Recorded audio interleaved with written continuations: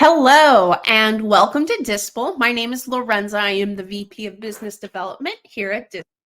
And we will be talking about our product here as it pertains to customers. So first, let me just start out by saying congratulations on starting to implement this new type of technology. You are going to be in the beginning of this trend that you're going to see happening. And in about 18 months or so, every retail space, restaurant space, anytime that there is a shopper present, this is the type of technology that they're going to use because it's just going to elevate not only the data that you're going to receive, but it will also elevate the customer's experience. So kudos to you for taking that initiative, for being on the cutting edge, and for researching and finding these new technological solutions. So without further ado, let me present to you what DISPL is all about.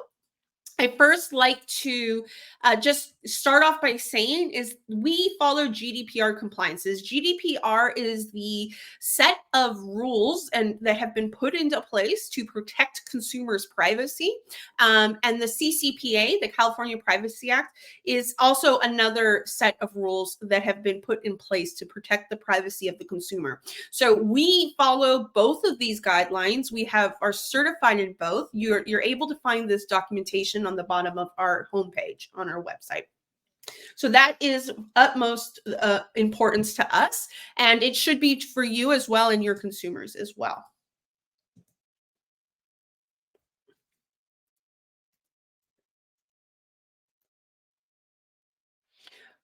Okay. So we are located in over 1,000 locations. The company started off in Cyprus, Greece. The majority of our clients do sit in the European Union. We have brought this over to North and South America, and we are now beginning to grow our footprint in North and South America as well. As you can see, we have some pretty big brand names. These are companies that have already established that this type of technology is very vital for their company. So you would be amongst a great company as well. So there are two types of software that goes into the DISPL product. The first and foremost, which is our bedrock product, is visitor insights. So this is collecting data insights. The second part of the product is our built-in CMS. So this is going to then allow us to use these visitor insights and trigger content based on the demographic of the individual standing in front of a digital display screen. Now, if you say, hey, Lorenza, we don't have screens in our location yet. I mean, that is something that's on our roadmap. So does this software even apply to me? Yes, absolutely it does. You can still use the visitor data, the visitor insights portion of the software to collect all that viable information that will allow you to tweak your marketing efforts and increase your sales. So visitor insights can definitely operate without the presence of digital signage. So what is it exactly that we're collecting? So we are collecting age and gender. We are also collecting emotion, which is a really good one. The difference between our software and that of our competitors is that the coding was actually, and the algorithm was actually generated over a decade ago. So even though we've only been selling the software for about 2 years, the software and the algorithm itself has been learning over the course of 10 to 12 years. So this gives us a really high accuracy rating, much more than any of our competitors out there. The other thing that we're able to do is we're able to see the customer journey. So if you are the owner of a shopping mall or a large department store or some place that has multiple spaces in it that you want to see, where are my shoppers shopping? What is their flow? Do they go how I envisioned them to go through the store, or do they go through the store willy-nilly, or how is that journey happening for our customer? So we are able, for the time period of about 3 to 4 hours, which we would consider one visit, are able to see the journey. We're able to see where they start, where they stop, where they visit in between. As long as you have sensors placed in those areas, we will be able to quantify that journey. And all our sensors talk to each other, so you can have a very clear roadmap of what the flow of your location is like. The other things that we collect are like smile, hair. For women, we can see color and length of hair. Men, we can see if you have facial hair. PPE, we can see if you have a face mask on or not. So these are all very valuable information. Some might be more valuable to you than others, but they all are a collection of data that we're collecting. So obviously age, gender, and emotion, and dwell time and journey. These right here, these are our big ticket items. These are the things that are going to allow you to make changes to who and how you are marketing and selling your product. Okay. So what once we get all this information, what do we do with it? How do we read it? Is it difficult to read? So some of our competitors out there do compile all this data and kind of just export it in an Excel spreadsheet, and it's very, very, very confusing. So our software not only collects this data, but we also output it in a way that's very easy to understand. So if you see here on the top of right of this page, this is the engaged traffic report. So the engaged traffic report operates much like a heat map. So this is going to tell you at exactly what day and what time had the most engaged traffic. So this right here, this one report that is being generated has actual like multiple use cases for it. So right off the bat, it's telling you when the busy times are. So that's helpful. Secondly, it has helped with staffing. So a lot of times we staff based on historical data. So we just had a holiday here at the end of 2023. It was Christmas, it was New Year's, big shopping season, right? So typically what we will do is we will take a look at how many people did we have staffed on the floor for this time period last year, and did it work? What was it, too many or was it too less? And then we make adjustments there. And then we do it all again next year. So by having this data in real time, you can make adjustments in real time, and you can really tighten up that overhead. So if you thought, hey, I need 10 people on the floor to cover Christmas season, and then 2 days into the season, you see your numbers are not as high as you thought. Well, this will give you the opportunity to scale back on that overhead, scale back on that staffing, and you'll know so in real time. Also, this report itself too can help with inventory ordering. So we know once these numbers start climbing, it's going to affect our inventory numbers, and we can start thinking about reorders for stocking. So this report in itself is so valuable. And then below that, we can break down each of those chunks. So say, for example, on Friday at 2 p.m., we had 156 visitors. You can break that down. Of those 156 visitors, how many were male? How many were female? And what age group did they sit in? So we might see at 2 o'clock in the afternoon, we have a lot of 20-something year olds, but really our boomers are 45 and plus. They don't come out until 5 p.m. or whatever it may be, just as an example. So again, this is what your dashboard will look like. Your dashboard is very customizable to how you want to see the information. So you can adjust the time periods, you can adjust the visitor, you can adjust, I only want to see the demographics for the men, what age they are, when are they coming, pie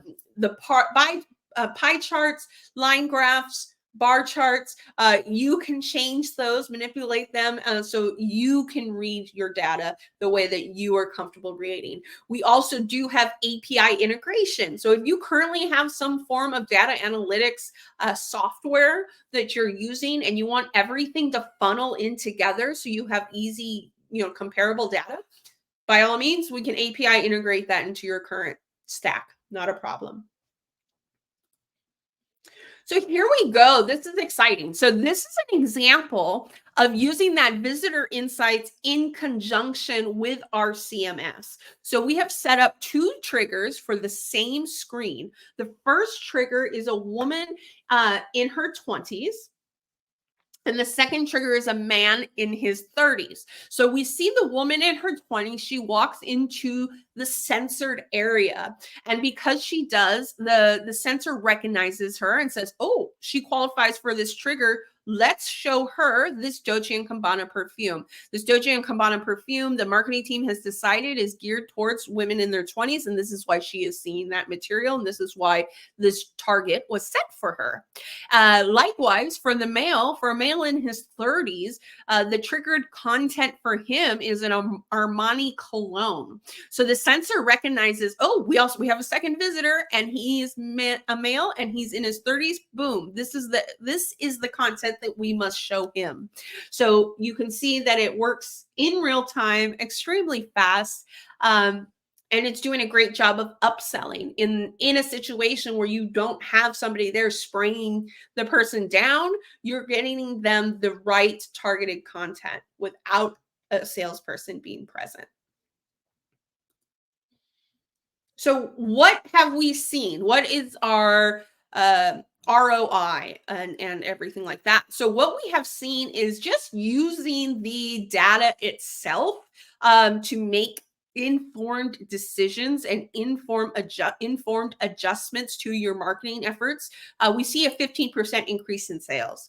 And then obviously that jumps up once we have added it to screens. So once we add screens into the mix, and we now have this automated upselling machine, we can now see a 20% increase in revenue. So those are not shy numbers. Obviously, those are our average. So we have some with a little less, and we have quite a few with a lot more percentages, up to 30% increase. And this is something that is going to always be tweaked and changed and improved upon, because what you'll find is you'll get the data, you'll make the change, but the data is changing. And so you are going to be empowered to change with your consumer, with your shopper, instead of just saying, oh, our target audience is a 20-year-old male, and it always will be. No, you may have to adjust that later on in the year or throughout the year. And you're going to be able to see when and how to make those adjustments with this technology. Okay, so how do we do it? So this is what we have. What we have here is the DISPL starter kit. This is in euros, but for USD, it's about between 6 and 620. And what this consists of is it consists of an Android mini PC, a media player, and a USB camera that acts only as a sensor. Remember, we're following those GDPR compliances. So we are not using this camera as a camera. It's simply being used as a sensor, meaning no images are left behind. No likeness of any consumer shopping is left behind. Only the data points are being collected through the lens. So it truly is acting as a sensor and not a camera. I want to make that perfectly clear. So how we do it with this kit, it's on a subscription-based model. So this kit cost about $600, and then you get it for a subscription to the software for a year, and then it renews every year. And then if anything was to happen to this hardware, it would be replaced. Or if there was an upgrade, if as a whole we made upgrades to the hardware, we would replace your hardware as well. That's the beauty of it being a subscription model. Okay. So we do have a sale. We have a couple of bundles in place. So what I recognize is, as a customer, before, you may have 12 locations and they each may need 3 kits, but you don't want to press go yet. You want to see it in action. So what we do is we can sell at a discounted price a bundle. And this is a bundle for 3 kits. For our, this is in euros, it's $400 in in USD, so 1,200 total. This will give you 3 kits, and it will give you 3 annual subscriptions. And when you purchase kits from us, whether it's 1 or 100, you are going to be fully supported tech-wise. So you will have a tech project manager who will show you how, train you on how to use the software, onboard you, help troubleshoot. They will ask you for pictures of your location. They'll tell you exactly where to place it. So you're never alone in putting this together. Alternatively, too, let's say you weren't interested in the insights, but you were interested in our content management system. This is, we offer our media player with our CMS. But the real bread and butter is those visitor insights.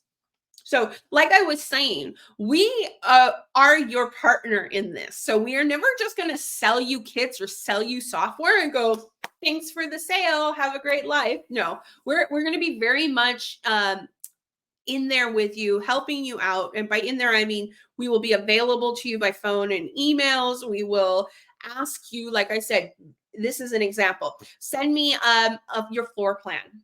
Send me a picture of your floor plan. Send me a picture of the censored areas you're looking to collect the data on. And then somebody from our tech team will be providing you all the technical information you need. So in this particular case, conversion rate, and then they also have like a new area, like an area where new product is getting promoted. So they wanted to see the engagement of not the employee, excuse me, the engagement of the shopper in the new area. And they also wanted a conversion rate.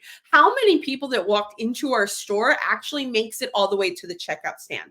So because those were there once, what our tech engineers said, okay, this is what we need to do. We need to put a kit at the front door.